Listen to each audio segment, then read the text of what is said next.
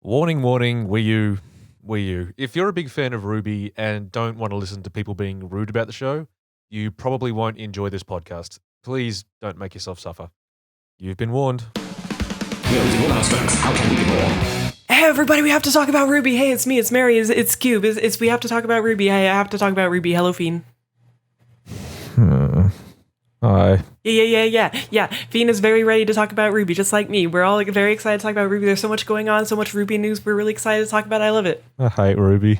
It's the best. It's my favorite show. It's always so much to enjoy. I hate it so much. Why am I doing this podcast? Because we gotta talk about it. We gotta get all the salt out, or else you'll be over salted. You can't possibly drink enough water to hydrate.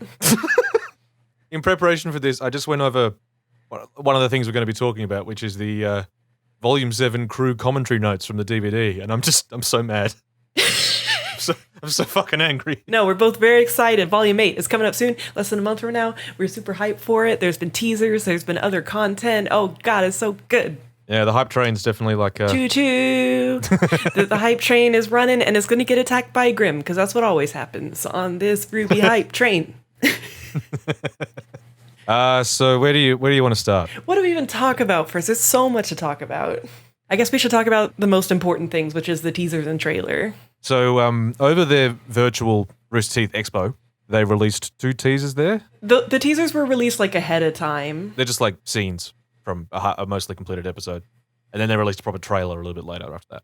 And yeah, what would you say is the most notable thing from the teasers and the trailer? I mean, the most notable thing to me is like, it's really impressive how so little content can make me so angry. The thing that gets me, not so much about the teaser, but mostly about the trailer, is that as far as we can tell, the plot is going to be exactly what it was in Volume 7. My overriding takeaway is, what the fuck are they doing? So in Volume 7, the plan was they were going to get Amity Arena working so they could warn the rest of the world about Salem.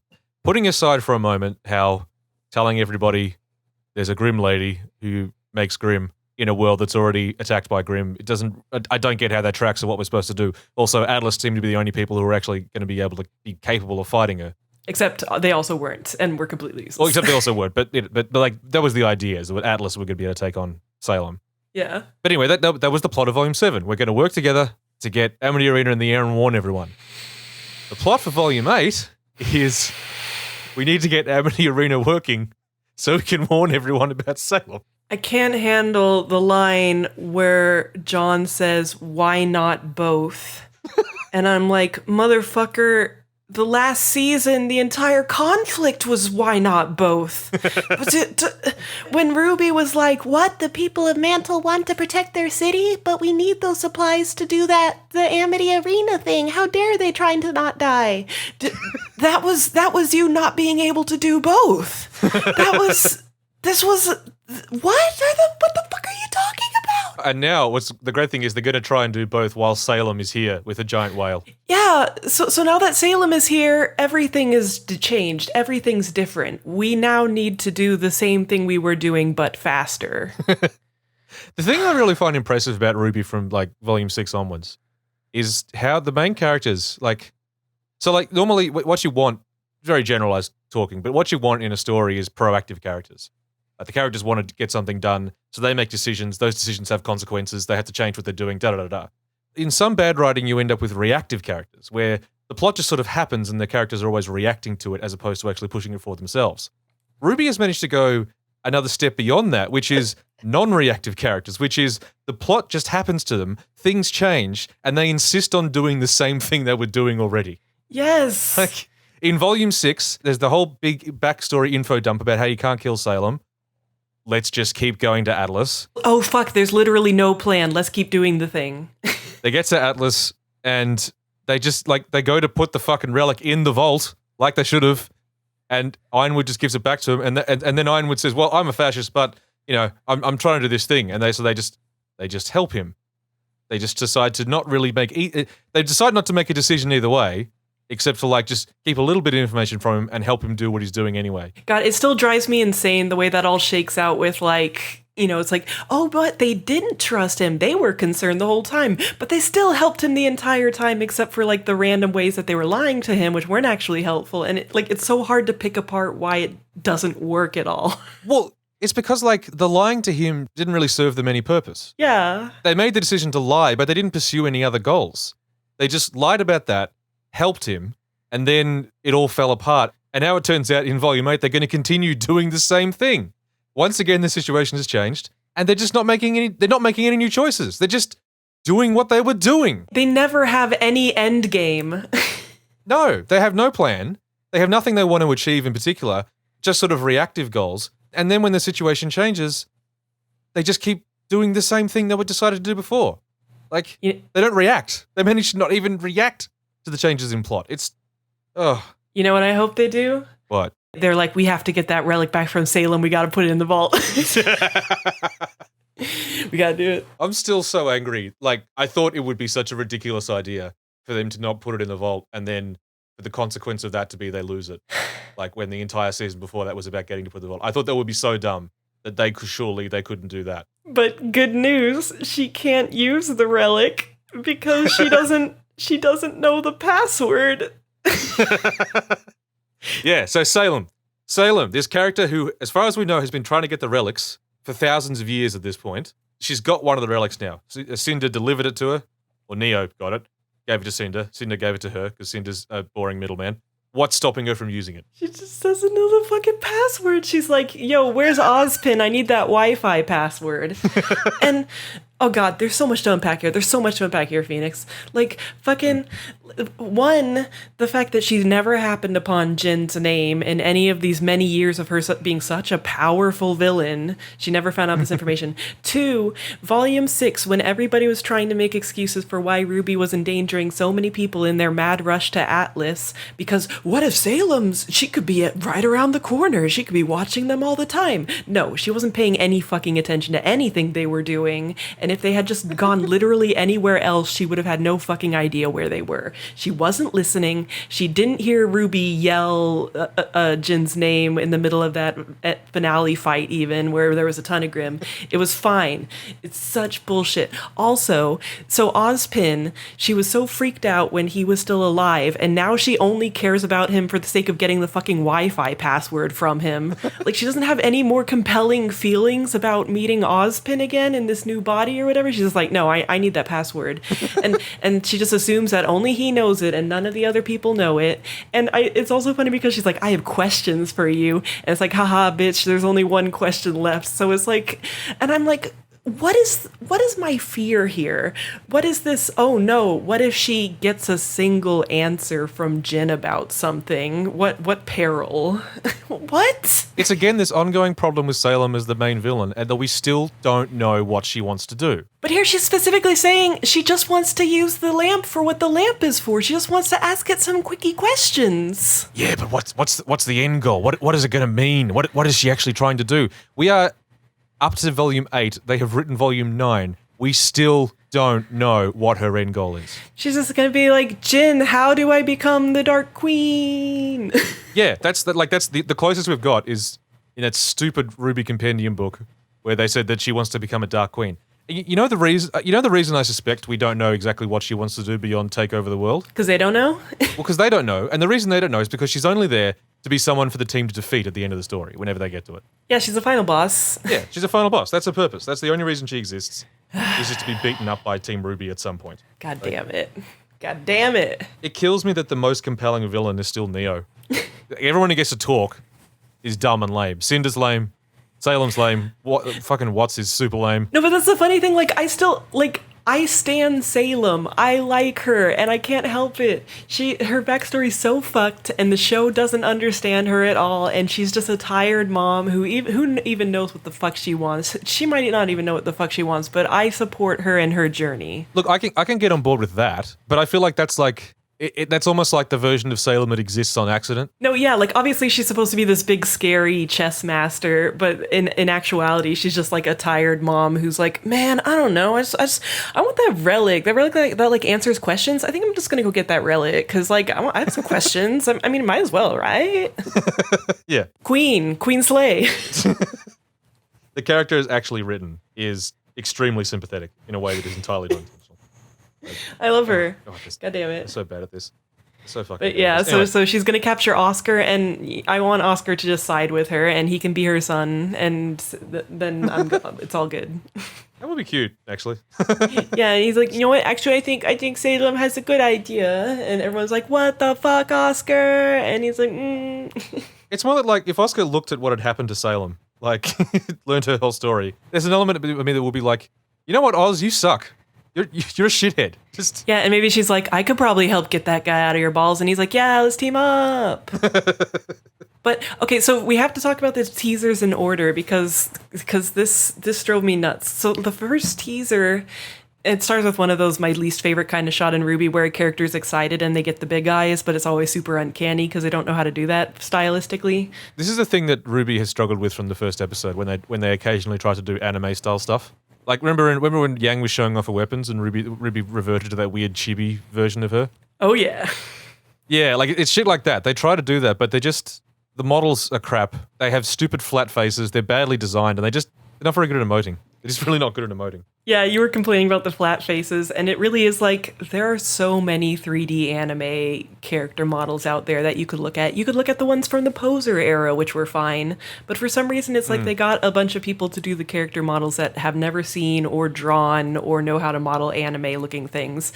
So they just kind of like model them kind of anime-looking from the front, and they're like, how do they turn? I don't know. It doesn't really seem to make sense. We'll just make them fucking flat. Yeah, they're just super, super, super flat. The same as those people who... Wasn't there someone who might have worked on RWBY Chibi who, like, you complained years ago on Tumblr about how their faces were really pointy and weird and not that cute? Oh, yeah. Someone who might have worked on RWBY had a go at you saying, look, it's actually impossible to do due to lighting and stuff. Like, you don't know what you're talking about. It's impossible to make cute-looking characters. Yeah, that's the thing. They were like, you don't know what you're talking about because you don't know about rigging. And that's why all the characters have to have weird creases in their faces. And we know that it's not as cute as it should be, and we're working on it, but you just don't understand how hard it is.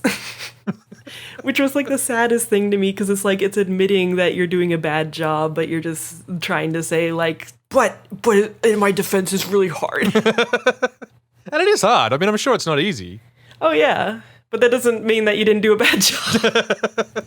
So the first trailer, so she's so excited about, there's some hover bikes, and then the rest of the trailer is them tooling around on hover bikes, and this was very.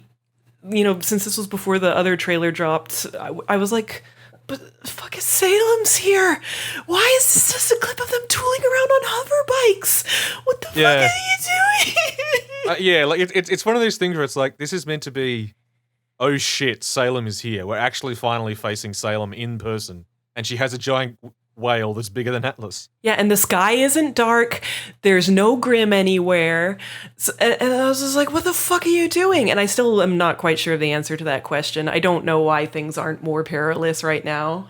Because in the second trailer, there's like a couple cats. And they're kind of like running around. And they're like, meow, meow. Like Cat Grim. And there's never as many Grim as there should be. Like, if this is meant to be Mantle's overrun... The Atlas military's abandoned them. It's literally just Team RWBY. It can't be that it's overrun, because in that trailer, they're like slowly evacuating the Mantle citizens, like just kind of casually. Yes, like obviously it can't be that they're overrun, but it should be that they're overrun. This should be the situation. This is what they've set up is going on. Yeah, so that's why the second trailer is so surreal, because yeah, they're just casually evacuating people still. After all that other shit, they just went back down to Mantle and they're like, let's evacuate some more people.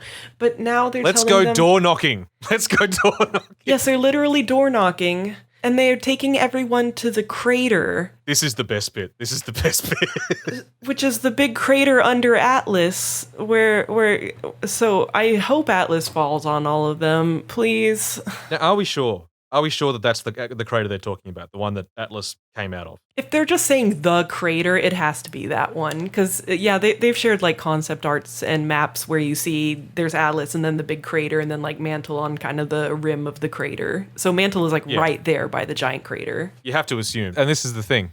They established... I'm sure they think this is very clever. They established the fact that the Relic of Power is the one that keeps Atlas floating. Atlas is still floating over the crater. They're going to put the people of Mantle in the crater. I don't get why the crater is safer to begin with. Like, than just being in Mantle. In general, like, so it's really cold. Everyone's dying of the cold. Everyone's under attack. Let's put them in a giant bowl. Yeah. That's the one good moment from Iron Man 2 when War Machine is like, this is the kill box. Like, that's what the crater should be. This is the kill box. This is where you go to get surrounded and die. Yeah, well, this is the thing, though. We know what's going to happen. We fucking know. We know that Atlas is going to drop. We know that's what's going to happen. They're going to get their hands on the fucking relic, and it's going to fall, and everyone on Team RWBY is going to do a surprise Pikachu face. Because, like, how could we have predicted that this would happen to the people of Mantle? I don't think so. I don't think that they would... Oh, come on. Look, RWBY, no, come on. Team RWBY has been pretty fucking bad. I'm not sure they're ready to make Team RWBY directly responsible for killing everyone left in Mantle. Well, no. It's going to be because the people won't die. Like, they'll stop it somehow. Oh, okay. But you think it'll be falling? It'll be falling. I'm not going to say it's going to actually fall and crush everyone. What I'm saying is it's going to look like that was going to happen. Like in Volume 6, when them attacking the military base and upsetting everyone is what caused the giant whale Grim and all the other Grim to attack that town. I see. Right? That is Team RWBY's fault, but they saved the day, so it's fine. They're just going to do that again. Yeah. They're going to put everyone in directly in the path of harm for no good reason. Like, there's no good reason to put everyone in a crater. But Atlas is going to fall, and they're going to go, oh no, how could we have predicted this? And it's like, it's the most obvious thing. You literally put people in the stupidest possible place, but it's going to be fine because they'll save the day. That's what's going to happen. And it's like, I was thinking about, why wouldn't they take them to one of the dust mines, which in that case, you've already got the model, so that's all set. And it makes a lot more sense to take them there. And then you could have this really cool thing where they're like trying to protect people, but there's all that explosive dust and there's Grim burrowing in, and it could be like kind of creepy and cool and actiony. But no, they want everyone to be in a big giant pit where they can get fucking slaughtered for safety. I want to find out that there are heaters running in the crater for some reason, just all the time.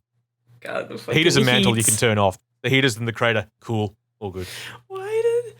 It doesn't matter. How long has it been? How long have these people just been standing around without any heat?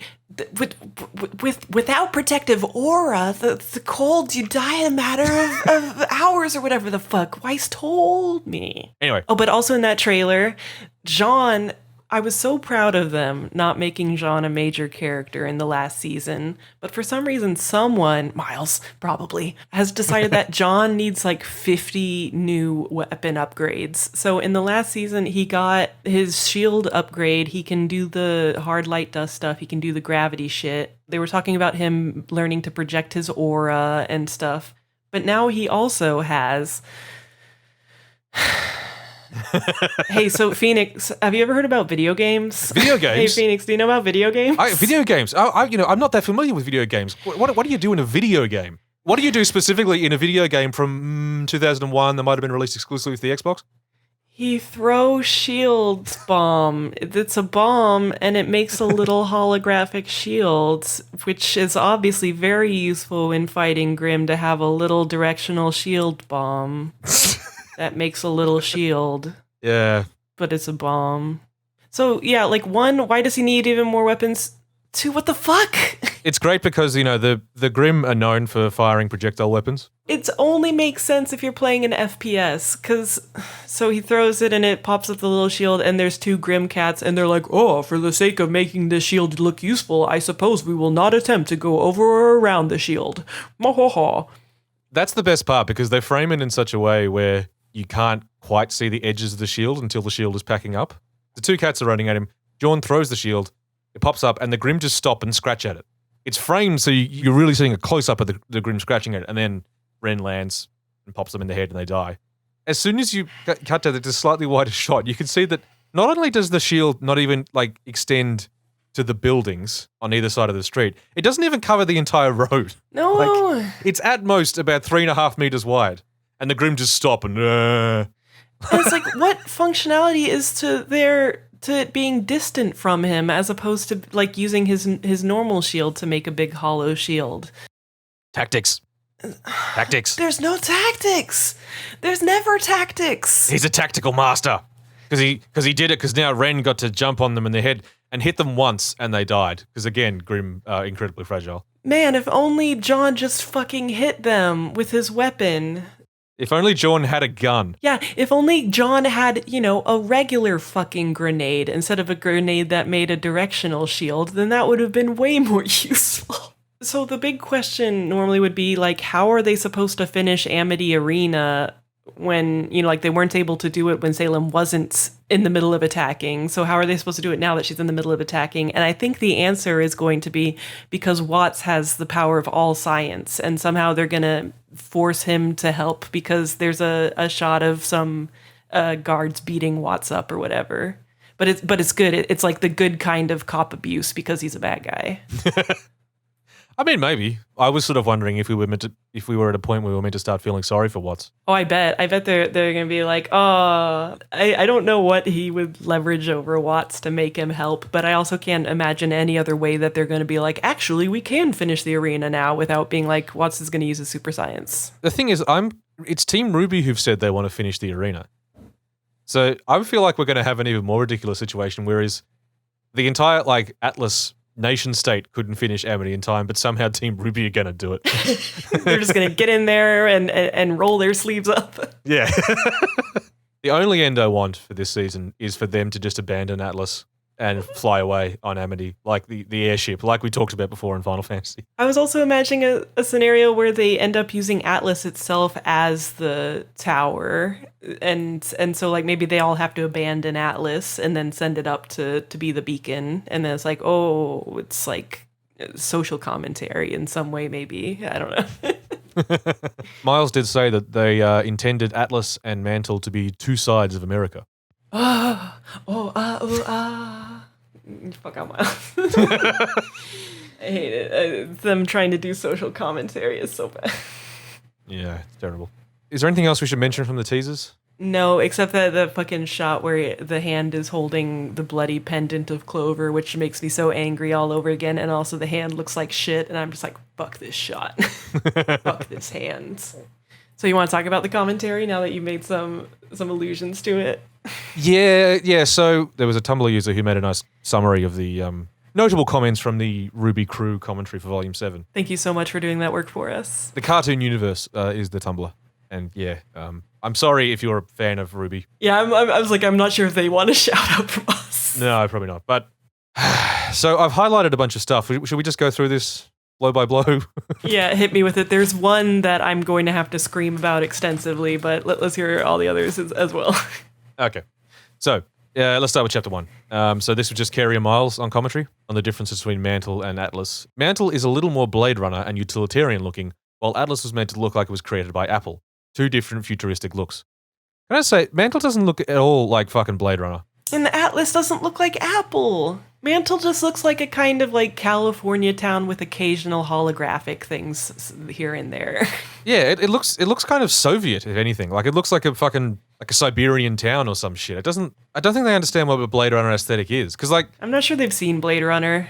but I feel like this might be part of the modeling issue too, because like the thing about you always get a sense of with Blade Runner is that like there's this big, towering sort of skyscrapers and things flying around, but also when you get down on the ground, it's really steamy, it's dense, it's packed. Yeah. Whereas because like it's easier to model fights on, Mantle is just big open streets.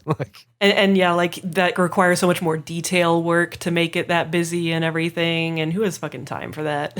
Well, they didn't apparently. So it really doesn't feel that different than Argus did to me. It's Argus but bluer. Argus but nighttime, generally. Yeah. Miles compares Grimm to Pokemon. Some will pop up in every region, while others are region-specific. Which when you read that to me, I said, oh, you mean like animals also? You mean like how animals are in the real world in your fucking video games? This is the thing. Everything for them is a reference to fucking video games. This is part of what makes RWBY sort of a parasitic franchise or a parasitic creative work. It only references other major pop cultural things. And everything's a remix, whatever. All culture is influenced by the culture that came before it. But these guys really only know how to reference specifically massive properties of the things they've played. They have such a narrow band of influences. Yeah, again, like the John shield is such a good example because it's just a Halo thing, and it makes no sense in this universe for him to have that. It's not functional at all. But hey, it's a Halo thing. Isn't that its own reward? Yeah, stuff isn't remixed. It's just lifted directly and placed in with no thought. Well, not enough thought, certainly.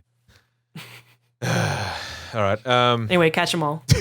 No, wait. How are they region specific when they all fucking come from those Grim pools? And if they don't all come from the Grim pools, where the fuck do they come from? And why does nobody ever talk about it? Because it seems like they all come from some kind of fucking puddle pools. So you'd think that the hunter's job would be to go to those puddle pools and kill them there. But no, they always just wait for them to show up ambiently because they're just like Pokemon. They just kind of spawn randomly and nobody thinks about where they come from because don't fucking think about it.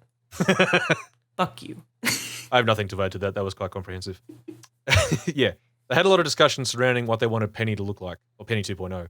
They considered giving her a conflict of her being a clone or not having her memories, but ultimately with the amount of stuff that needed to happen this volume, they felt they wouldn't have time to do it well. I'm partly glad that they skipped that, but it's still really stupid that nobody had ever considered that she might be perfectly fine, since it turns out she is perfectly fine. Yeah. I mean, there is that sort of, like a little bit of that hand wave of her core was fine, and Amity just floated back to Atlas at some point, so they just went and got it. It was fine. Yeah, but it's the fact that they made such a big deal out of her being dead, and then it's just actually, there was no consequences, so I'm wiping my hands. Some consequences would have been nice. But that very easily could have broken bad with stupid drama shit, so give or take. Yeah. It's really sad when you're kind of I'm glad they didn't attempt to do anything interesting. Yeah. That's the takeaway. It's always next season for her to get hacked and it to be very sad. Yeah, I mean, to me, that feels like the way the vault gets opened. They get Watts out, and Watts hacks Penny, and she opens the vault. Oh, fuck, that'd be so stupid. I bet it will happen. So, episode 2, which is the episode where Ironwood explains his whole plan to them. Yeah, that was one of the worst episodes. This episode was tricky to write because it was getting close to being an exposition dump. It wasn't close. I mean, that is what it was, yes. Yeah, it was. It just was an exposition dump. Ironwood's office shifting to present his plan was a cool idea. Plus, it was another way to stay in the room without having things get boring. No, I was not bored during that episode. I was angry. I was angry and confused. Isn't tyranny a little dramatic? Really wanted Team RWBY to feel like they were on the right path and had something to follow, establishing the trust theme early on. What were they following? Wait, so... They were following Ironwood. This was Miles and Carrie doing the commentary, right? No, this is Kerry Connor, the director of the episode, in Kiersey. Because, does he not remember what they put in the first episode? Where they were all we're not sure about this fascism thing. And then it's we want you to think that they're very sure about this fascism thing. And it's then why did you fucking put the thing in the first episode?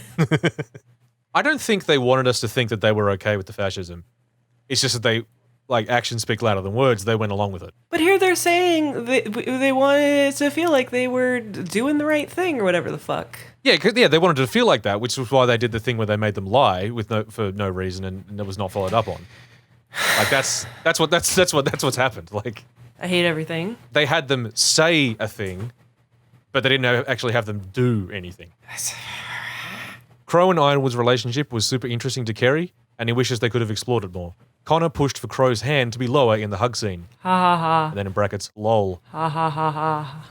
Gayness is so funny. How funny. It sure would be funny if we put gay men in our show, wouldn't it? Ha ha ha. It's a good thing we didn't put any gay men in our show accidentally. Oops. Yeah. Angry. I'm also angry. Qrow and Ironwood's relationship is super interesting and we wanted to explore it, but we didn't. Yeah, okay, good to know. We left in the weird hug and nothing else. Just that. No, if you're not going to explore it, take that out too. Because that was just weird. Oh, well, I mean, we'll get to a very important part later in the commentary about that. Ironwood giving the relic back was the biggest sign of trust. because he trusted these kids he doesn't know. Whatever, shut up. Chapter 3. Team RWBY jumping out of a plane is a callback to the landing strategies and to see how far they've come since Volume 1. I remembered. I picked that up. I picked up what you put down there with John. Sure, but like, first of all, it's really just about John, because the other guys already had their landing strategies down pat. Yeah, they haven't come far at all. No, and secondly, I'm pretty sure we see the plane just land in the background once they're already on the ground. I'm just like, the whole landing strategy thing is another one of those things where it's like, that's a cool idea. They jump out of a plane without a parachute and they do stuff to land. It's like, yeah, why? Why do they do that? Yeah, theoretically, you'd think the idea would be that, they get dropped into places with a bunch of Grimm, and so it's not safe to land. But in cases like this, there really is no reason. No, they just, because they land and then just stand around for a while, because there's no danger. Yeah, they're not in a rush or anything. The crew thought everyone would love John's new haircut, and was shocked when everyone immediately hated it. Look, if it looked like the original drawing, it'd be fine. Miles wanted to see John grow up a bit, so he liked the change. Is that a grown-up haircut? Again, if it didn't look like a fucking bunch of bananas, maybe. That's the problem. It's just like when Aaron was like, haha, people don't like his short hair. It's because it looks like bananas. Why won't you acknowledge that it looks like banana? See, I love the way they compliment themselves in these things. The Aesops are not only fun characters. Like, just don't do that. Don't do that. The Aesops are not only fun characters, but also foil some of our main characters to help move their stories along. I definitely get the part about them being foils to the main characters, but did they help them move their story along? What character development, like always, what actual character development happened with Team RWBY this season? It helped Qrow forget how to feel happiness. Finally. The Aesops having 5 members plus a team name not based on a color was very intentional. It was to show that Ironwood doesn't care about Ozpin's rules and would rather have an efficient team. He was really obsessed with Ozpin stuff before, though. Like, when Ozpin died and he was like, oh, but I needed to... What am I going to do without being able to follow him? They'll go on to say later on in this commentary that, like, even right to the end, Ironwood was really hoping that Ozpin would show up and help him and tell him what to do. Oh my fucking god. Also, I didn't realize the whole color name and 4-person team thing was an Ozpin thing. Yeah, I guess so, because, yeah, whatever. But it's also like, I never assumed that would apply to people who weren't at the school. Yeah. Because it's not like we've seen other adult hunters still in that kind of formation. It's just one of those things where they say, like, well, this was very deliberate because it was to show this, and it was just like, I didn't pick that up. Yeah, we've never heard about it's like, oh, this adult hunter from Team Bork or whatever. It usually seems like they've been operating alone or as duos or whatever. Yeah. That is something that always bothered me in terms of the whole, in season 1, where the whole thing with the first person you see is going to be your partner from now on. And then they put them in 4-man teams. The partners continue to be closer, but not because of anything in universe. It's just because that's how they worked out character-wise. It's like Yang and Blake continue to kind of act like partners, and Ruby and Weiss continue to kind of act like they're closer to each other than the other ones. But that's just because of writing decisions, not because of partners meaning anything in universe. Yeah, and I feel like the partners thing might have worked better, to be honest. Because, like, you still could have had the 4 of them together because, like Ruby and Yang are sisters and everything. Like, it's I don't know. Yeah, either way could have worked if they fucking had any idea of what to do with it. Well, yeah, and also, I'll say the other thing. It wouldn't have been such a big deal that Pirab dying always just becomes a thing about Jawn if Ren and Nora hadn't also been on her team. Yeah, and it wouldn't be so weird that Ruby never talks to Blake because they're not even team members, so who cares? Yeah. Anyway. Right. Content warning. Cube is about to start screaming. Oh my god. The mine scene has us seeing the SDC logo everywhere. Adam, as terrible of a person as he was, when he was younger, was arguing with someone at an SCD place, and the other person grabbed a brand and gave him a scar. So seeing the logo all over the mine was very intentional to put that in the forefront of Blake's mind, and Yang notices. So there's that Adam backstory. For everyone who wondered how he got that brand. For everyone who fucking came up to me and said, it's clearly a slave thing. And I was like, no, slavery's been outlawed. And they were like, ho, ho, ho, how naive of you to think that he wouldn't be a branded on his eyeball slave just because slavery is outlawed. Ho, ho, ho, ho, you dumbass child. No, it is a stupid fucking series of coincidences. It is dumb as shit in a very specific situation that doesn't speak to anything systemic. And it's fucked. And it's dumb. And it's in the commentary instead of in the show, which is super fucked. I hate you. I hate this show. Fuck this show. Fuck this show. This just feels like another instance of them doing something that suggested something serious, like, because this has always been the pattern, like H-Bomb pointed out in his video, this has always been the pattern with Fauna stuff. They want to talk about racism, they want to talk about systemic racism, they want to do these things, but then when push comes to shove, they back out. Like, they get nervous and they decide they don't want to do it. So I 100% believe that the brand on his face was meant to be like a slave brand, or meant to be referencing slavery. But then when they actually were asked about it, they go, oh, no, it was just he just happened to get hit with a brand. Yeah, because there's a couple possibilities, right? One, they legit fucking forgot that doesn't make any sense canonically. And so when people reminded them, they were like, oh, it was this other weird, very specific situation. Or two, they knew that it would raise all these other questions about how the fuck this happened and just thought, that's not important to answer in our TV show. Maybe we'll mention it offhand in some commentary later, because that's not what's important about it. What's important is that someone hurt him once. And it's not something the SDC was just doing. It's like, in general, it's just like fucking one racist guy or whatever. Who even knows if it was a racism thing? I mean, like, I'll take your word for it that it was, but who fucking knows? I need another set of commentary, I guess. Fuck this show. They're either keep forgetting their own lore or they're just cowards. One of the two. Can you imagine, in my webcomic, if I had a character very dramatically show a very specific symbol on them and then just never explained it? And just expected everyone to just accept that and be like, that's not what's important. What's important is that someone hurt her.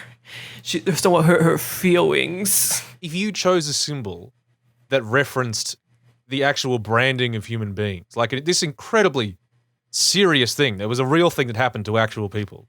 And then you're just like, oh no, just sorry, no, don't worry about it. Okay, so imagine if Undine, at one point, you see a giant barcode on her for the first time, and then it's just never brought up again. Yeah, that's fine. That's don't worry not about what's important.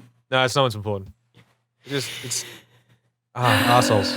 You fucking assholes. You don't get to do this. You don't get to just hand wave it away. I can't handle it. You can't pick something like that and then just go, oh, no, it's fine. It was just a fight. Yeah, because in the middle of his fucking fight with his ex-girlfriend, he takes off his bandage to remember, once I got in an unrelated fight with a different guy who hurt me once, and that's like what you did. It's like, shut the fuck up, you dumbass. What are you fucking talking about? You know what's great? Is that in terms of everyone talking about how he got that brand, the person who got the closest was the author of those Dumb RWBY comics. And when I say Dumb RWBY, that's the name of the comic, Dumb RWBY. Like, it's all one word. Yeah. But they did a comic where it was just Adam on the assembly line, and he slipped into a machine and it branded his face. Yeah. So that's the closest version. Because it could have literally been anything. It could have been like a broken bottle or whatever. Oh my god, I fucking hate it. You have to give me more commentary so I can move away, because otherwise I will die. I love this one. Some characters got more upgrades than others. Weiss is already perfect, so she didn't need any changes. What, did Eddie say that because he fucking loves Weiss so goddamn much? This is Miles and Carey on this episode, but like, I get the idea that maybe you think her set's good. And like, you know, if she actually used her fucking weapon, you know, normally, that could be fine. But it also just feels like maybe a little bit lazy just to go, oh, no, I just need it. But it's also like, yeah, theoretically she shouldn't, because she has like fucking every bit of magic, except she had that, and then you decided to give her an upgrade, which was the summoning, which was already a stupid fucking idea. Miles was excited that they were able to give Ren heavy rounds to shoot with, and he has his father's dagger on his arm. Okay. He has heavy rounds to shoot with? I didn't notice that, but I never had a good grasp of Ren's weapon. I feel like he just pew-pews. Yeah. It really does feel like Yang was the only one who got a substantial upgrade. That little, like, you know, attached sticky bombs type thing. No, RWBY can turn her scythe the other way. Yeah, she can do it. She can do a 90-degree turn. That was so lame. That's such a lame upgrade. Okay, so this is one of my favorite lines from all of the commentary. Many things that seem like retcons are actually not, and instead is just Carey and Miles learning how to tell a story while simultaneously telling the story. So things were not always explained well early on. I'm leaving. Guys. I'm walking away. I understand that you guys are learning how to tell a story. That's quite obvious. The thing is, just because you say they're not retcons doesn't make them not retcons. If you change I'm fucking something, done. it's still a retcon. I'm packing up my belongings. Bye. Yo, fuck this show. It's still a retcon. It's okay to say we got stuff wrong. Like, and they kind of do, but they still just can't say, oh no, we retcon stuff. They still have to be like, oh no. It's What just do 'cause they think a retcon is? No, it's not a retcon because we didn't know what we were doing. No, that doesn't mean you're not a retcon. What are you fucking talking about? God damn it. God damn it. So, hey, you remember what I said about Miles and Carrie's, cultural references being super narrow? Yeah. Qrow and Clover were an interesting couple of characters, Miles says. Mm-hmm. For a long time, Qrow was the guy who worked best alone, compared to Shadow the Hedgehog. Shut the fuck up. Shut the fuck up. Shut the fuck up. I can't. Shut the fuck up. I can't imagine. I cannot think of a stupider character to reference. Look, Fucking Shadow the Hedgehog. if that was his character from the beginning and it was like a joke, that's one thing. But like when you look at Qrow in Volume 3, that's not fucking Shadow the Hedgehog. It's just You like, made him into Shadow the Hedgehog. I will admit that you slowly turned him into Shadow the Hedgehog. I would not call that a good thing. They didn't turn him into Shadow the Hedgehog. They turned him into that Owl the Edge meme, which has Shadow the Hedgehog in it. This is the thing about Shadow the Hedgehog. He's a ridiculous meme character. Like, he's known for... But if you need to go for a character that is like cartoon stupid edge, it's Shadow the Hedgehog. It's one of the first ones you'd reach for. Yeah, so it's like they realized that they went too far, except then they're continuing to make him even more edgy now, so what the fuck? And we'll say on the commentary that we were deliberately referencing Shadow the Hedgehog. Am I a joke to you? They talk about Clover and Qrow's relationship. That must have been real. Like, they must have had a conversation ahead of time. Like, we're just going to pretend that there's no discourse out there about them being gay, okay? Just for the record. Well, look, I obviously haven't listened to the full commentary track, but it's not noted in this list. No, there's no way. They can't talk about it. They have to just pretend. Clover is the kind of person that Qrow always wanted to be, which I think is... I mean, there's no evidence for that, but okay. The other thing is, at the beginning of their friendship, Qrow doesn't really like Clover and finds him irritating. I don't remember that at all. You didn't put that in the show. You can't say that's the case. I mean, I guess he was kind of irritated when he got fucking arrested. Yeah, but that's not like being irritated by Clover's character. That's being irritated by being arrested. Yeah, but then as soon as they're interacting, I mean, that was what blew our mind so hard, is that in fucking episode 3, he was already gay as fuck for Clover. Yeah, he was already staring at him with the puppy eyes and, yeah. Jesus Christ. Yeah. All right, you got any more fucking crimes for me? We're not even past episode 3, man. How much of this? What? No! They left RWBY out of the battle with the Aesops versus the Geist to showcase how they didn't need RWBY to get things done. To be honest, I actually think that was a good choice. I thought that, at the time, that seemed quite clever in terms of, it's not only the main characters who can do shit, and it also showed that Aesops were extremely competent and worked really well together as a team. I don't think you need to describe that. This becomes a problem later. It definitely became a problem later when they had to argue that Aesops didn't work as well as a team as Team RWBY. Yeah, they're such a bad team compared to... No, to be fair, that's the fanon explanation for why RWBY won. Is it Cube? Is that the fan explanation? No. Let me skip right ahead to chapter 12. Now you're the excited one and I'm the sad, tired one. No, don't tell me they said that.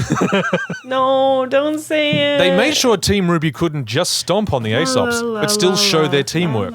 Plus, the lack of Clover being there didn't allow the team to have a cheat code. Oh, wait, so is the idea that they're not actually... Wait.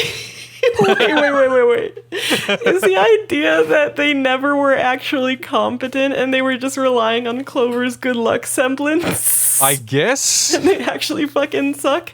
That would have been a great reveal if that was done, like, purposefully and blatantly. That would have been fucking awesome.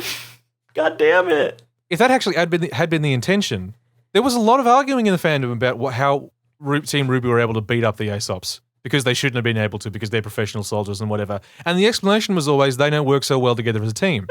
No one ever suggested it's because Clover wasn't there to give them their good luck semblance.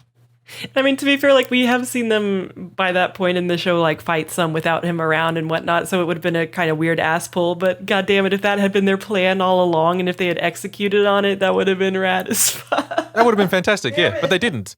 They actually tried to argue. They showed Team RWBY's teamwork.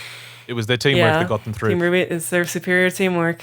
Yeah, despite the fact that these same writers said back in their episode 3 commentary that we wanted to show how good of a team the Aesop's were. All right, anyway. Eat shit. Episode 4. I just got one thing I highlighted from episode 4. We'll start moving a bit quicker. Okay. This was with Paula, the co-director, and Dustin, the other co-director, Eddie and Gary. Paula thought it was important that Blake hold Weiss's hand and be the first to stand by her side when Jacques is yelling at Weiss, since Blake knows what it is like to be in an abusive relationship. Okay, sure. There's more. Maybe you should put some of the writing in the show sometime. Hey, wait, so did Yang also hold her hand because Yang knows how it is to be in an abusive relationship? Well, no, this is the thing. RWBY and Yang didn't even really know a father would talk like that to his daughter. Oh, yeah, because they're 5 years old. Yang has an abusive parent! Raven is an abusive parent! She has an abusive parent, and her dad also did the fucking, did you lose your brain with that arm? Look, I understand that they don't think that was horrible for him to say, even though it was. But Raven... Yeah. Well, I mean, was Raven abusive or just not there? I'd say a bit of both, considering she was being a big old bitch in Volume 5. But it's like, oh, I just thought that dads were the nice one and moms were the mean one or the dead one. I didn't understand that the dad could be the mean one. Yeah, these characters are treated like babies. Actually, I'll jump forward again, because on that note, when we go to Chapter 8, Miles wanted to portray when Weiss is talking to Willow that she doesn't really know how to act around an adult with such an adult issue, since Weiss is quite young. Weiss is 19. Miles compared it to him having to help an adult with an adult issue when he was 13. It's because they're girls, right? It's because they're little anime waifu girls don't understand big people feelings like dementia. Oh, no, wait. No, that's not what she's supposed to have. Oh, wait, that's right. Miles, maybe you shouldn't talk about, children not understanding adult issues when clearly you, the writers, don't understand adult issues. And even though you're like 30 or whatever... just an idea. When you talk about alcoholism and you're like, Qrow decides to get over his alcoholism because RWBY was able to fucking save the day with her silver eyes or whatever the fuck. Wow, I'm so glad you're an adult talking about adult issues for us, not like Weiss who can't understand.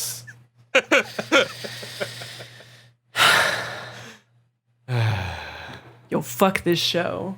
Give me more. We've totally reversed. Juice me up. I need it. I need to feel the pain. The penguins we see for a moment in episode 5 were possibly going to be grim penguins. Look, I designed some grim penguins. They were bitchin'. If you guys want to call me and give me like many dollar, you can use them. But if you make grim penguins in the meantime, I'm going to sue you. That's my intellectual property now. They don't have many dollar to give you, but they might give you some free monster. Would you like some free monster? You know what? Yes, actually. I'll take those energy drinks. Can I get some Bang? There's a lot of flavors. So, adding in the Robin encounter was a late addition to the outline. She wasn't going to be introduced until Chapter 6 during her rally, but they wanted to put the two factions head-to-head earlier on. Imagine if they had only introduced Robin in Episode 6. Okay, wait, isn't this also, didn't they say during this part of the commentary that they wanted to show Clover being duplicitous or something? Yes, it was also the first moment of Clover being a bit duplicitous. What the fuck are you talking about? He chooses not to arrest the terrorist lady and wishes her well. Is that duplicitous? I guess, like, it's him not obeying the law all the time, even though, like, I skipped this, but in the last one they were saying, he's like Captain America, he obeys the law all the time, except when he doesn't. Yeah, and Eddie's excuse for what he does in to get himself killed is that he obeys the law blindly. But here, he's fucking... Yeah, he doesn't. They keep talking about Clover in this commentary like that's his character. He obeys the law no matter what. But, like, there's too many moments in the series where he doesn't do that. Yeah. God damn it. Anyway, the plot line of tying the supplies through Robin's storyline was a late addition while writing. I will note There's a number of times they comment on the fact that things connected to Robin were a late addition while writing. I mean, that explains a lot about how fucking nonsense she is. Yeah. But I do like the idea that otherwise she was just going to be this character who was just a random politician. Just going to be like some weird Hillary Clinton thing. Hillary Clinton, but with a crossbow? Well, I mean, who knows if she'd even have a crossbow if all the other stuff wasn't. I guess maybe she'd just randomly be one of those people in RWBY who's like, I only do politics, but also I can fight. I don't know. Okay, chapter 6. I don't know how much more of this I can take, Feen. Originally, Tyrion was going to make it look like a bunch of Atlas soldiers fired on civilians in Mantle. Then Andy thought it should frame Team RWBY, but ultimately they went with framing Penny. I really feel like the first idea was probably the most sensible. Yeah, I mean, that would definitely explain why none of this ever comes down on Penny or affects anything directly related to Penny very much, besides people being like, are we sure she's not going to kill us? Just checking. Yeah. Like, okay, so that wasn't worked into the plot because it wasn't supposed to be Penny originally, and you guys don't know how to properly rework the new elements. I see. Okay, good to know. This is the thing, because they've announced that they've already finished writing season 9. Oh, no. I want to know so badly what their editorial process is like. How many rounds of revisions? Who does the editing? Is it someone outside of the main writing group? Is it someone with any qualifications? Because, like, even as the writing improved in Volume 7, and it did improve, like, there was some better dialogue stuff, there was an attempt at, like, actually having some action happen. It's still such a fucking mess. Like, I can't see how, like, any professional script editor could look at this and not pull it apart. Yeah, I think that's the key. They need script editors who aren't like directly employees of theirs that joined Rooster Teeth because they just love RWBY so much. Yeah, they need that. Or maybe it's like they hand it off to one of the other writers to do. But that's also a bad idea. Like, you need someone outside of your own headspace to see these things sometimes. Yeah, you need someone who isn't your bro or like a fawning fangirl that you hired or whatnot. Or fanboy, let's be fair. Yeah. Oh, God. They originally didn't want to do anything political with this season, but the more iterations they did, they felt it was the best course of action to do that with the story. I'm really curious what they mean by they didn't want to do anything political. I want to know what the fuck this season was going to be that wasn't political. How do you make going to fascist land not political? The only way this makes sense to me is if they meant they weren't going to have an election subplot. Which, yeah, you could have lifted that whole thing out because in the end it doesn't matter. Yeah, because they don't understand what it means to be political. They think political is only if you're talking about the judiciary or the Senate. Yeah. If you're actually doing politics, not you just tend to have political views that are expressed in your work without you even meaning to it sometimes. Yeah. The election did not matter in the end at all. Like, yeah. It actually felt like padding by the end of the series. So if you weren't originally going to have the election and you weren't originally going to have the Robin in the supply stuff, what the fuck was Robin ever going to do? When did you even make this character? Did that famous voice actress lady say, hey, I'd do a RWBY voice, and you were like, fuck, we need to put a character in here for her? If it had just been like them trying, like what it seems like season 8 is going to be, them trying to get Amity Arena going and going along with this plan while Tyrion and Watts fuck with them, that could have been fine if you were able to, like, you know, plot things properly and have the story twist and stuff. Yeah. Like, it almost feels like working in the politics, the election stuff is sort of padding things out and killing time. Oh, yeah. There was a lot of criticism as to how Tyrion was able to get the upper hand against Penny. Now, what do you think? How did Tyrion get past this person who has night vision and you know, is a robot? He's very sneaky. Penny was not used to fighting sneaky enemies, so that's how Tyrion got the upper hand. Penny wasn't used to fighting people who could use weird editing to suddenly disappear behind two characters when there isn't a crowd, even though it seems like there probably should have been a crowd there, to use jump cuts to teleport. Penny isn't used to fighting people who wear hoods. It was very confusing for her. Yeah. Humans all look the same, damn it. Penny isn't used to fighting people who have glowing fists. I don't know. Hate it. Yeah. Hate everything about it. So, Chapter 7. Fiona's semblance was originally going to be Roman's semblance, and it was called Deep Pockets, but they never found a moment for him to use it. How would you have felt about that if Roman had a semblance to be able to just, like, put stuff in void space? It depends on when we found out about his semblance. Like, if he had just never used it in the first couple seasons, I would be like, that's horseshit. That's what they say. They never found a moment for him to use it. I'm like, I feel like there's probably a few moments he could have used that. At the beginning of the show, he's robbing a dust store. They're putting a bunch of dust. They're taking a bunch of things in a robbery. What do you mean there was no chance for him to use a suck up a bunch of shit into your hand semblance? You liars. You fucking liars. Hate you. Now, the second part of this statement, they decided he could be a great example of how some people don't unlock their semblances. Okay, so when did you decide that then? After you were done with him? After he was dead? And also, we don't know if he didn't unlock it, because there's so many characters, like we're going to talk about fucking Ironwood, where you just don't know if they've unlocked it or not, because sometimes they just haven't thought about what it is yet, like fucking Ren. And then they suddenly decide to use it, and they've had it all along, but they just never used it before because they hadn't decided what it was yet. My favorite headcanon at the moment is that Clover and Qrow actually just never unlocked their semblances.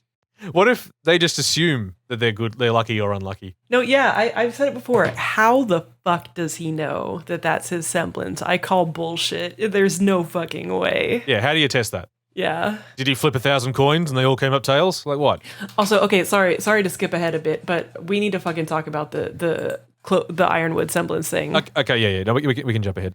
And their little Rooster Teeth or their RWBY panel that they did at the Rooster Teeth Virtual Expo because of COVID, which the panel was really funny because they kept having to do red advertisements for like AT&T and HBO Max and other things. So the panel was like half ads and half sponsored things and half promotional things. Like there's a coffee that we've teamed up with, and the coffee's going to be in the show, and it's RWBY brand coffee now, and it's like cool. I'm sure that's what the fans have been yearning for.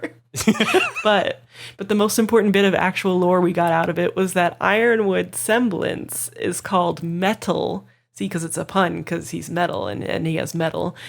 The power of his semblance is it makes him stubborn when he uses his semblance. Like, it gives him, like, the ability to push through things he normally wouldn't. But it can also be a bad thing, because it's like being stubborn. And what Miles says on the panel is that he used it a few times in the show, but it was never the appropriate moment to really focus on it, because other things were more important.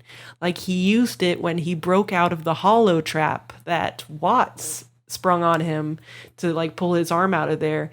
It looked like he was just determined, but really he was using his semblance. That's what Miles said. Yeah, that's very specific. Miles was very specific. That moment, he was using his semblance to push through. So, over on Twitter, AMA for our boy Eddie.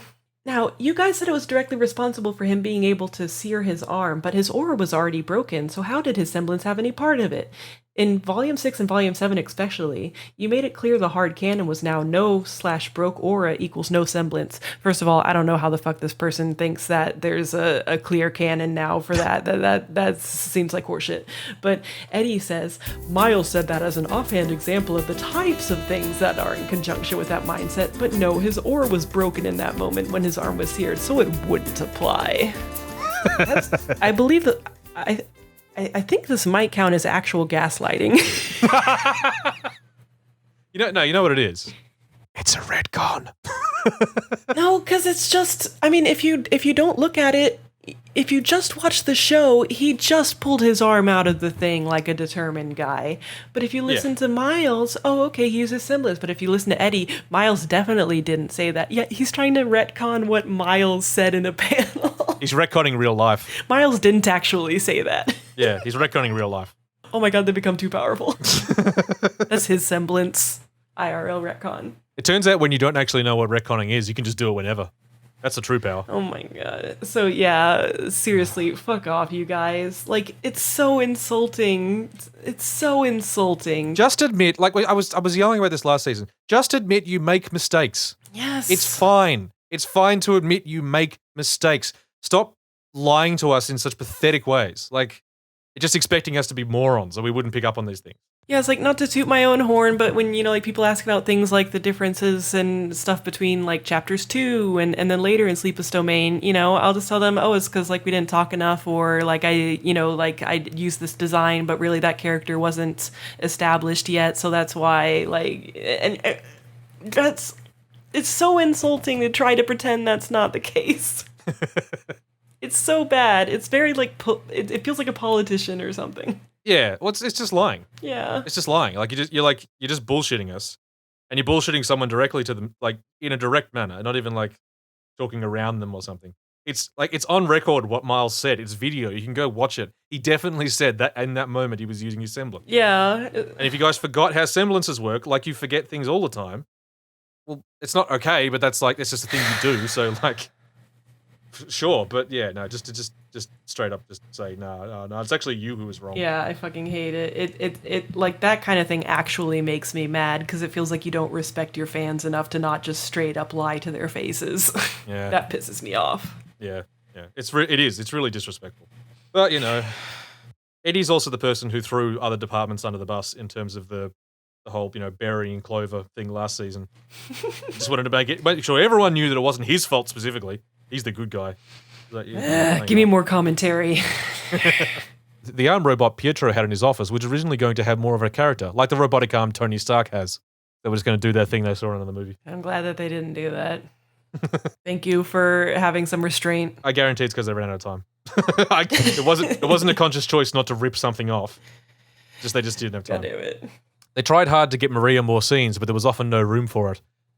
Of course, it was just an accident that we got away from Maria for a while. Why does she need more scenes? She doesn't fucking matter. Yeah. What purpose? What purpose does she serve? What is she good for? She was specifically inserted to serve a purpose that she wasn't needed to serve and didn't serve well. And she was supposed to be in a different chapter, and they put her in a later chapter to still do a bad job at it. Fuck you, Maria. To explain how Silver Eyes worked. And then that explanation ended up being wrong anyway. So, and she's still here doing something. I think they think she's great. I think they think she's really funny. And we all love her. Yeah, she's just so sassy. Slay Queen. Okay, chapter 8. We find out who wrote the comedy fat woman bit. I mean, I never had any doubt that it was Miles. It's Miles. That's a very Miles kind of thing. Fuck you, Miles. Eat shit. Including making Ruby laugh at the whole thing because it was so funny. Oh my god, I forgot about Ruby laughing at the whole thing. Yeah. Ruby loves to shit on fat people. It's the same as the bit at the start of season 4. Where she laughs at Jordan's hoodie. Oh yeah, when are we really going to explore this weird mean streak that Ruby has? Yeah. I thought she was supposed to be pure. We talked about this when we were talking a little bit last season, but there is this thing of I don't think they have a good idea of what Ruby's character actually is, or they certainly don't hold to it, because whenever they want to do comedy, they just do very bro-y comedy. So all of the characters act in very bro-y ways. Yeah. Which is why Ruby laughs at a childish hoodie, or a fat lady getting food dumped all over and humiliated in front of all these people. Ruby thinks that's funny because a bro would think that's funny. Yeah. That's all it is. Eat shit. Eat so much shit that you become comedy fat, and then we can laugh at you. Yeah, you're fat. You have a funny voice now because fat people have funny voices. Oh no, she's back. Another power move of Jacques is to only give a few people wine, as well as not giving Penny any food. Now, I understand how not giving other humans wine could be seen as a petty fuck you. Not giving Penny any food is the appropriate thing to do. She's a robot. What is she going to do with food? Yeah, is that rude? What? So chapter 9, when the whole fight starts and the Mantle gets invaded by Grimm. The foot soldiers, or AKs, that the Grimm are able to overwhelm in only a few seconds, were meant to represent that Atlas wouldn't provide them with much defense against Grimm because they don't care enough.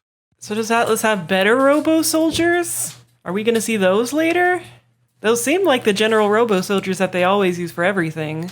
Yeah, and they suck. They're completely ineffective. They're not just not very ineffective. They're completely useless. Yeah, the person hit them, they fall into pieces.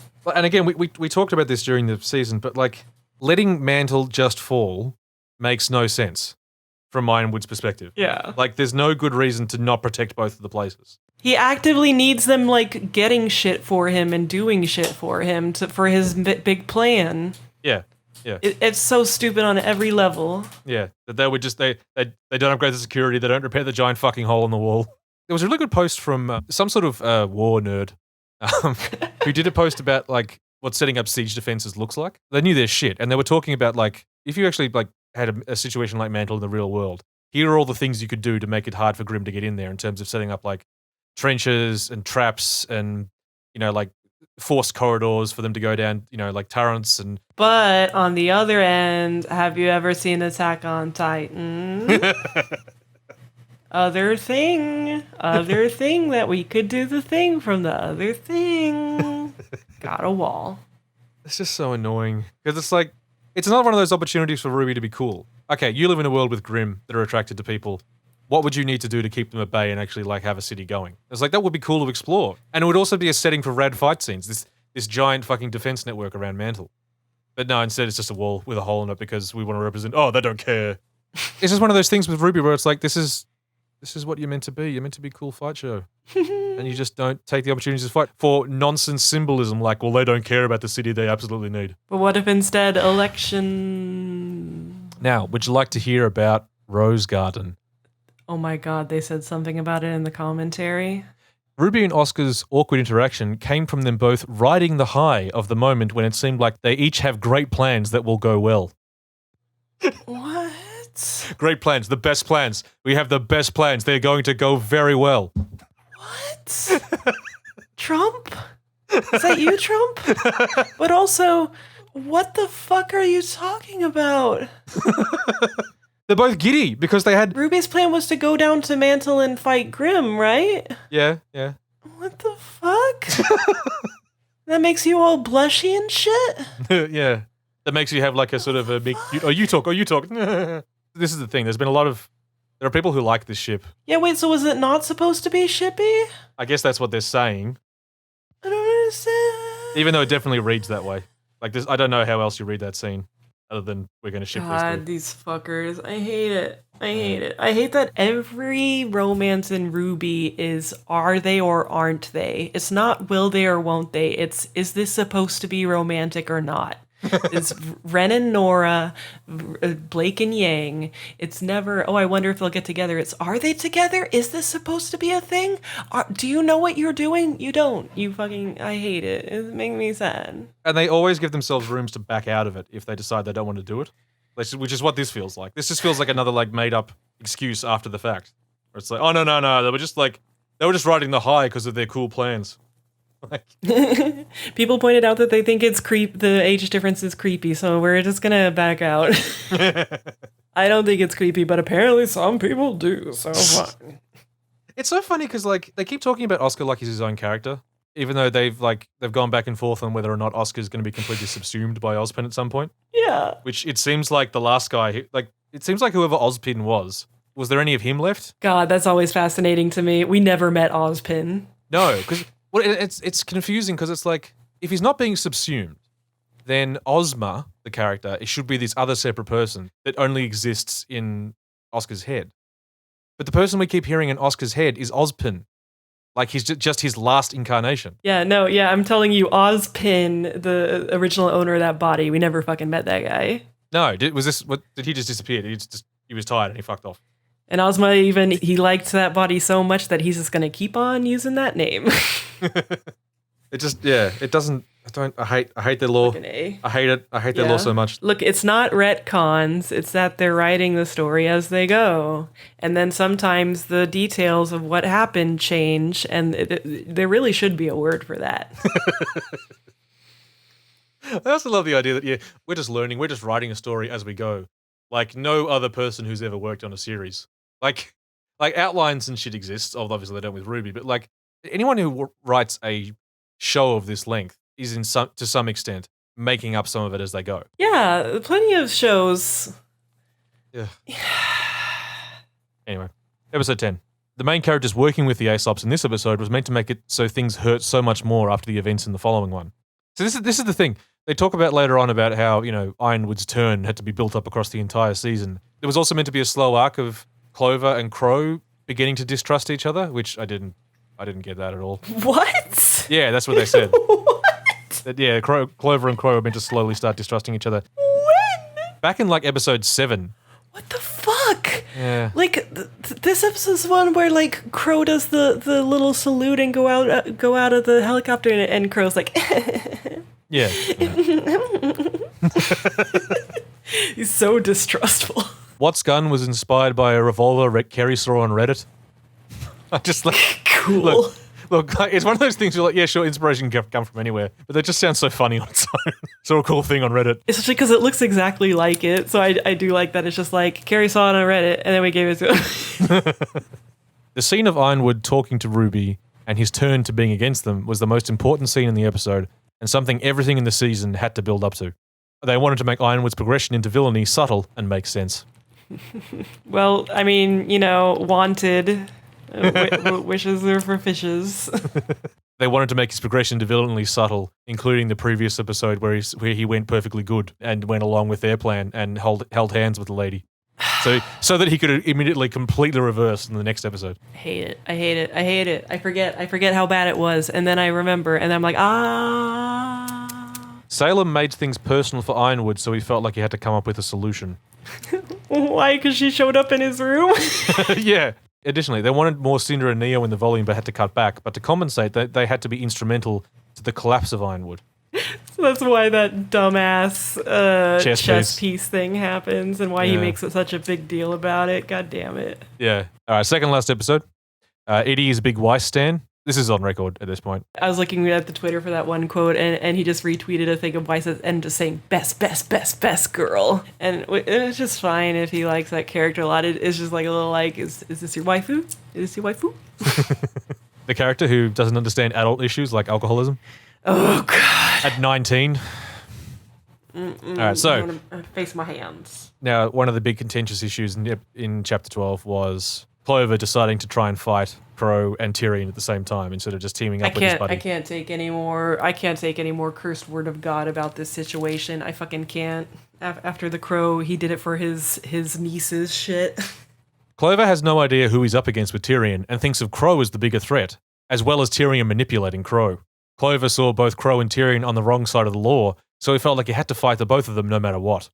Yeah, I'm fucking done. I'm fucking just eat shit with this logic. It never made sense. It doesn't make sense. This character wasn't law-abiding to the letter all the time before this. Nope. It doesn't make sense why Clover would not just temporarily team up with Qrow. Also, why would he be underestimating Tyrion specifically? Tyrion is a known terrorist that's like been causing them a ton of problems. He's like their most wanted. And he just fought him like earlier that day. Yeah. Yeah. They don't even touch on why Qrow teamed up with Tyrion. Because how do you even talk about that? Well, Eddie already explained it. He did it for his nieces. Yeah. It's so great. It's so great. Everything about it claiming he did it for his nieces, it so clearly doesn't make any fucking sense. And it's amazing. It's my favorite. And now his nieces are saved. His nieces are saved. Thank you, Qrow. The thing that shits me the most is like, there's potential to like have Clover be really conflicted about having to arrest Qrow or whatever. But like the whole arc of the season was that he got really close to him. But like despite that closeness, he doesn't trust him for 5 minutes to help him arrest a guy they just arrested who's really dangerous. And then we can sort out the next bit. Phoenix, maybe you don't understand. They already explained this. They wanted to show them slowly coming to distrust each other more. And so that was going to naturally lead into these events. And that's what they wanted to do. Yeah, they wanted to show them distrusting each other by winking at each other in scenes or saluting each other as they jump out of stuff. That was definitely a great way of demonstrating distrust. This scene makes perfect sense when you just consider what they wanted to do. Yeah. Bleh, bleh, bleh, bleh. Bad writers, terrible writers. It's a bad job. It's a bad job. And again, it's like all things RWBY, there are lots of levels you have to unpack. They're bad at their jobs, but they're also dishonest about what they do, and they don't think much of their audience. So, Amazing. Yeah. All right, last episode. You'll enjoy this. Oh, no. Ren is struggling with some heavy emotional stuff that is not resolved in this volume, but as hinted, there will be a lot more for him to do next volume. Well, it's a good thing they put in all the random shots of Ren having massive emotional moments in this episode, this season that made no sense. They keep doing this. There's been several things now where we've talked about like, oh, they wanted to cover this, but they weren't able to, but they still put it in the show, but just a little, just enough to make it fucking confusing. The writers knew a lot of people wouldn't be happy with Ren's attitude this volume, but he still cares about Nora, even if he doesn't always communicate it well. I mean, my problem wasn't him not caring about Nora enough, it's that he kept having stupid-ass scenes where he acts fucking crazy. Yeah. When he was like, yes, sir, fascism, I wasn't like, oh, this is really unfair to Nora. I was like, what the fuck are you doing, writers? When he got beaten by Neo and he's running away sobbing. Jesus. And also, if that's the arc they're going for, that was a really random ass time to have a kiss in the middle of it. Oh no, they had an explanation. They had an explanation for that too.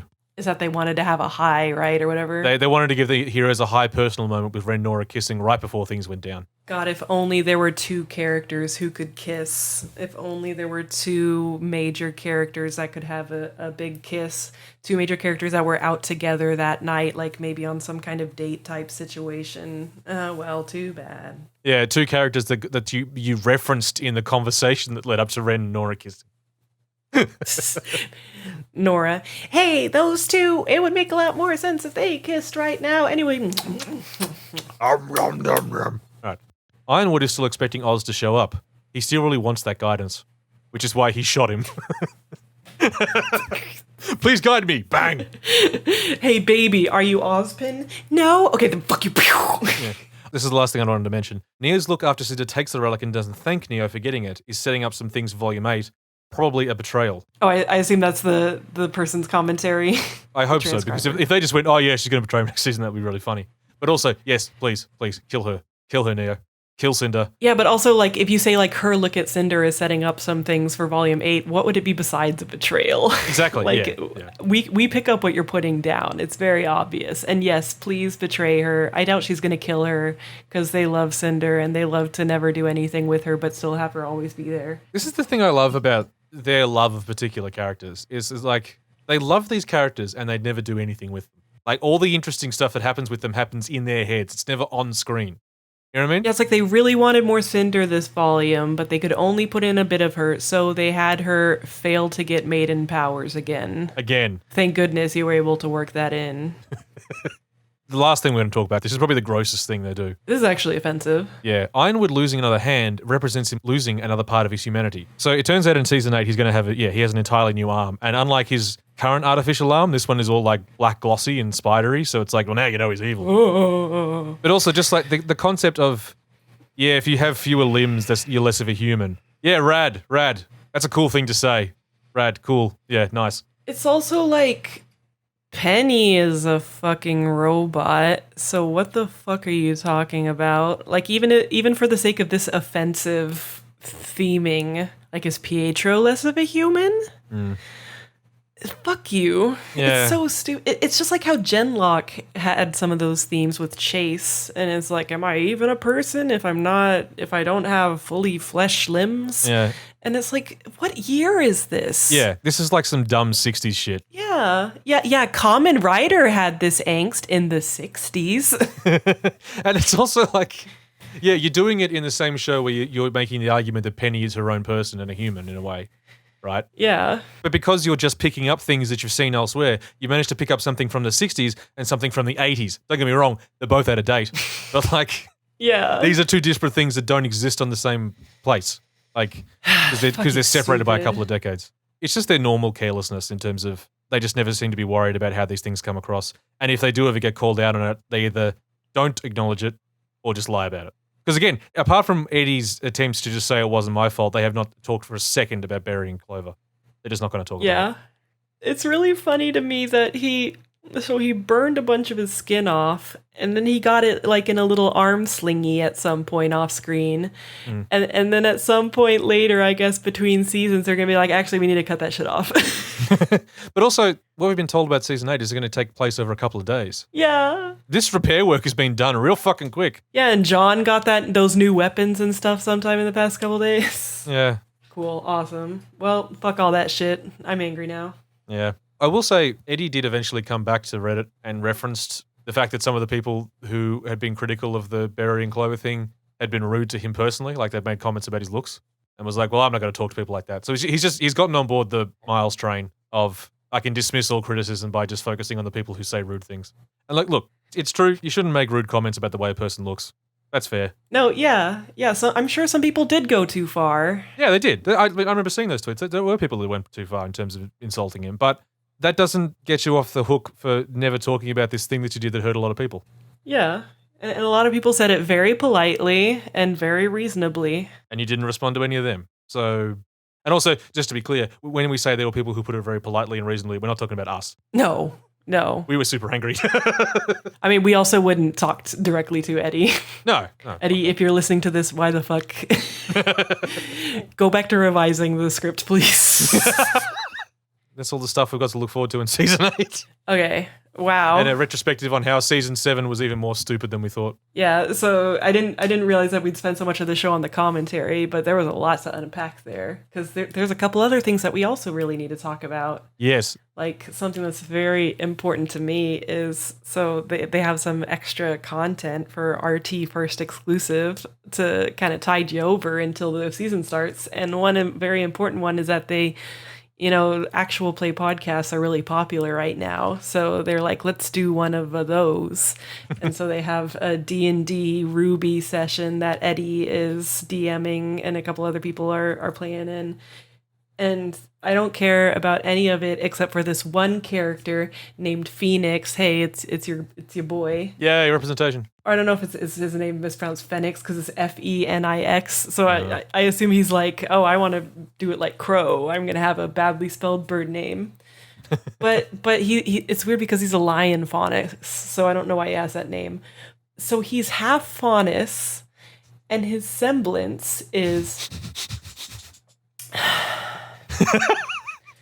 What's his semblance? Must spend 2 AP at the end of each turn when in beast mode. Phoenix is forced out of beast mode if he ever becomes stunned, charmed, incapacitated, unconscious. When in beast mode, it becomes harder for Phoenix to maintain his humanity. He gains, it's like a berserk mode. Sure. So the half faunus has a semblance where he goes feral. And he's constantly struggling against his feral side to maintain his humanity. Yeah. Like, and this isn't me being like, oh, if you think about it like a racism metaphor, this is actually really problematic. But obviously they didn't intend it that way. The fucking faunus are a very, very on-the-nose explicit racism metaphor. Yeah. And then you're fucking gonna give me this shit? You're gonna give me this shit where because of his half faunus he goes berserk? He can't keep his humanity because of his beast side? And also that, like, his humanity and the concept of being a faunus are two separate things. Like, oh, they're not human. No, very different thing. They're all beasts. Yeah. Beasts. As we've seen from the show, faunus are feral beasts. How scary. It's again this thing of like, it would have been fine to toy around with these things if you'd never made it a racism metaphor, if you hadn't decided you wanted to try and be adult and deep. Like, if you just kept them as stupid cat people or whatever and never touched on it. Yeah. It's so bad. And I was like, was this just chosen by someone who, like, maybe he's another... Because I think this is some guy who doesn't actually work on RWBY.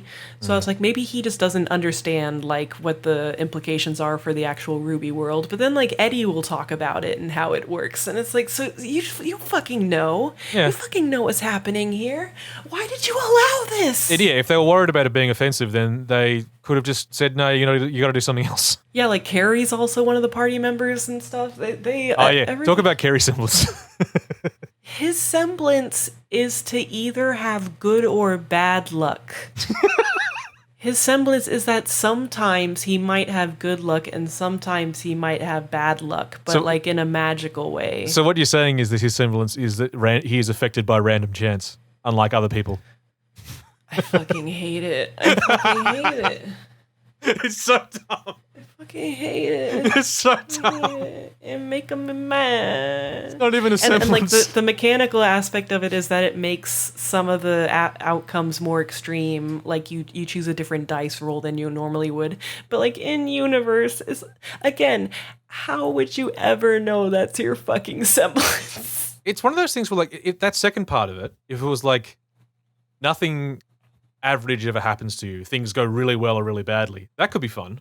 Just everything that happens to you is kind of extreme, one way or the other. Yeah, but it's only sometimes. Yeah, it's only sometimes. So like, this is just life. Sometimes a really good thing happens to me, and sometimes a really bad thing happens to me, and I don't know, I think it might be my magical power. It's fucking stupid. It's also just a lame magical power.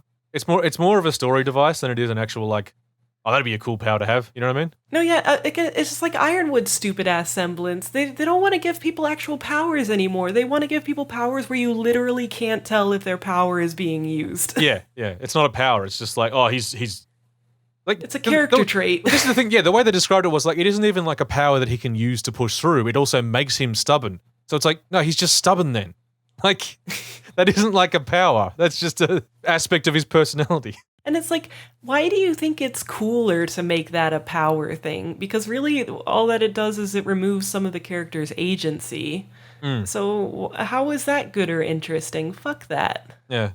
Oh, also another RT first. Oh wait, no, this was also a book. They did some kind of fairy tales. Even as a RWBY connoisseur, I couldn't bring myself to care about their in-universe fairy tales book. Like, come on, guys, you can't even keep your own actual lore straight, and you want me to read about your like secondary deep in-universe lore, where it's like, this is all secretly about Ozpin. Also, I can't, and I don't wanna. In another show, I'd love this. In another show, like, you know, like in Kill 6 Billion Demons, there's a lot of extra lore. That's like, you know, some of that under the comics. Yeah. Some of that, there's just like big pages of like extra information. It's like, in a cool world, that stuff's great if you're interested in that. You know, like, yeah, you got to be good as fuck at writing lore for me to care about in-universe fiction.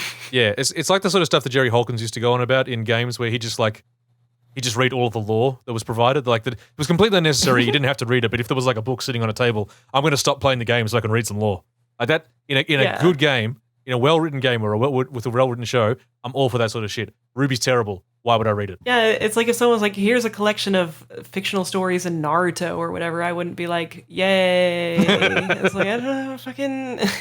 It's not that deep of a world. Yeah. And it's also like, there's a difference between like doing, say, fairy tales, which is like just like cultural lore, or doing a bunch of stories set in the world.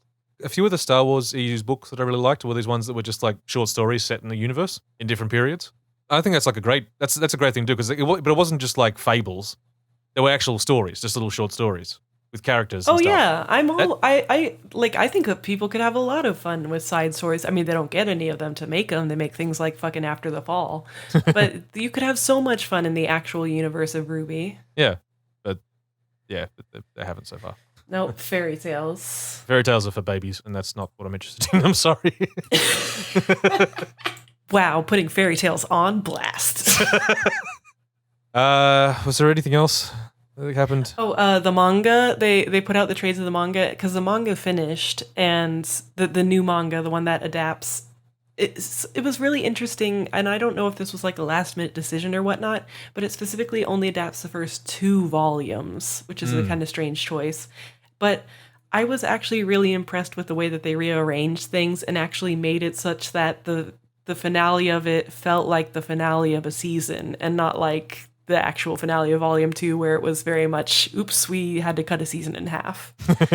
And here's this other team that shows up to finish everything off. Yeah. Coffee does not show up at the end of Yay!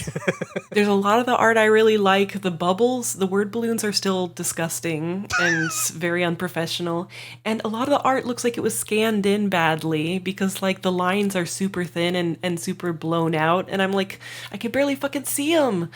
Teach this person how to scan their line work. But so I'm really excited to see what they go on to do, because I think that, you know, I assume this is like a young person and I want to see future manga by them, because it's still it's better than the show in terms of storytelling. Well, it's also good to see like someone who's finally pulled that off, because like a lot of people who, you know, are critical of RWBY will sort of talk about ways you could rearrange it or redo it, and it's like, well, here's someone who actually did it. Here's someone who got paid to go away and like make this story make more sense. And it wasn't like they changed a ton, you know? Yeah. There were some new scenes, there were some scenes that were gone, but like it just, in general, the whole thing just flowed a lot better. And I also felt like, from what I read, you got a better sense of the characters as well. Yeah, and they also had a lot of checkmate scenes.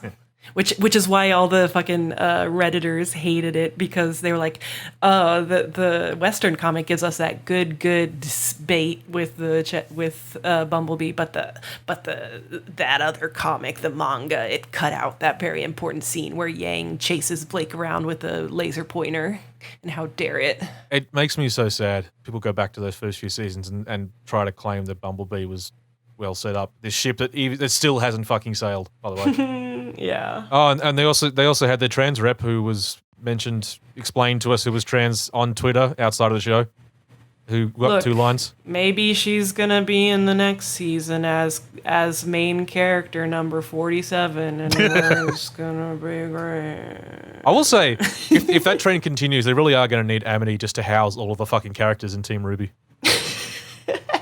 Yeah, they could have an entire airship base, like, where you have, like, a bunch of people, like, selling things and whatnot. Like, they have plenty of people to stock that whole enterprise. There's so many fucking main characters. Oh my god. That would be really funny if, like, Team J&R just retired and went around the store on Amity. It's like, oh, fuck it, it was good to have a shop. Nora's like, I like hammer, so I learned how to upgrade gear, so you can come to me if you give me 3 bones and 4 iron plates. Anyways, I'm really fucking excited for Volume 8. Yeah, you sound it. I really am not sure if I'm going to be able to cope with doing a whole episode by episode series on that again. Like, we don't gotta, but I have a feeling that once the first episode comes out, I'm going to be like, Phoenix, I have to fucking yell at this. You could just have a soundboard of me responding to you going, yeah. We have to do the podcast so I can resist tweeting. That's the main important aspect of it. Yeah, so you don't get cancelled for tweeting about RWBY. Yeah, for tweeting about RWBY more than I already do, even with the podcast, because I'm not strong. I'm not a strong person. You have just a bit of podcast business. We put up our first polls for what we should watch next on Patreon. Yeah. So I put up a poll for myself, and I put up a poll for Cube. Mm-hmm. So Cube's going to watch and talk about Review Starlight. Yes. So you guys, apparently you want me to watch a good thing, which is very confusing to me. Elfin Lead came very close second, which might be the next thing you do. Yes. I need that shit. There were also, I did also note there was a strong faction trying to get you to watch Made in Abyss and the movie because they've only just recently watched it and really just wanted someone else to hear about it. Oh my god! Someday I realized, like, when we put that in the poll, I was like, should I clarify that I'm coming at this from a it's bad angle? I think that fans don't vote for it. Like, Mary's gonna talk about it. People on our Patreon probably would have picked up on that by now. Yeah, oh my god, I gotta fucking watch that movie. Yeah, but we might actually, what it might happen is we might actually both watch Review Starlight and talk about it together rather than just being one where Cube recounts it to me. Yeah, if you can make the time. Obviously, I've seen it. I think it's good. I think it's a mixed bag, but it's an interesting watch, and I think Feen should watch it. Well, the thing is, I probably will have the time because what I'm going to be doing is telling you about Jupiter Ascending.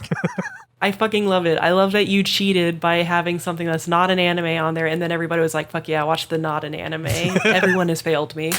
Look, this is a coup. It's very anime adjacent. Wait, is that a Wachowski movie? Yes, it is a Wachowski sisters movie. The vibe I got from watching that recent version of Alita, I got the same vibe from Jupiter Ascending, except Jupiter Ascending is a much bigger mess. Excellent. Also, it's an isekai, so it's definitely anime. We can definitely talk about it. Oh, yeah, obviously they do have the power of God and anime on their side in general. Yes. Also, I should point out that I kind of stuffed up my poll anyway because I also put up as an option Despera, which is a project that was being made by the same people who created Lane. Because I was looking at the writer of Lane, whose name escapes me, has done done a lot of other cool stuff. Like they did The Big O, they worked on a lot of Hellsing, and they've teamed up with the other creators from Lane to do some other stuff before. And one of them that I read that seemed really interesting was Despera. What I didn't realize when I put it up in the poll was that Despera has never actually been made. Shaking my head. It's stuck in development hell. Voter fraud is a huge issue, and this is just really going to show you how. I feel bad for the people who did vote for it. I want to cover some of that guy's other work. So that's definitely going to happen. Maybe watch The Big O or one of the other more obscure ones. There is actually a magical girl show he created. That's right. It's like Magical Users Club or something. It sounds pretty cool. Despera so far only exists as a light novel, which has never been translated. So So fucking get your shit together next time. Jeez. There's no way for me to cover it. It might still get made one day. It's been like stuck, half developed for like 10 years at this point. So probably not. But, and also one of the guys. And also one of the guys who originally created Lane has also died since then. So which makes it harder. Well, I assume that's why it never got made. Because what with the death thing? It was on the path and then he passed away. They've got another director attached. It's still. Yeah, they wanna make it. They just haven't been able to. Gambate. And it does sound cool. It's about a girl who is really good at fixing robots and other tech stuff with it, but despite having no training, she just sort of has an affinity for it. Cyberpunk Future World. Seems pretty cool. The other options I had were Mum Sakai, which got the most votes after Jupiter Ascending because everyone wants me to suffer. And also, I did get a lot of people messaging me saying they want me to talk about Fate. I will do that at some point. Hell yeah. Either if it's about Rail Zeppelin or if it's about... I might just do a shorter episode on Fate Extella, the game. Yeah, I want you to tell me about it because I want to know about it, but I don't want to play it. And that's the service that we provide in general. Yes. But anyway, yes, that's what's coming up. We'll watch Review Starlight and I'm going to watch Jupiter Ascending. Heck yeah. Yeah. All right, well, you know what we're going to do? What are we going to do? Have a nice anime.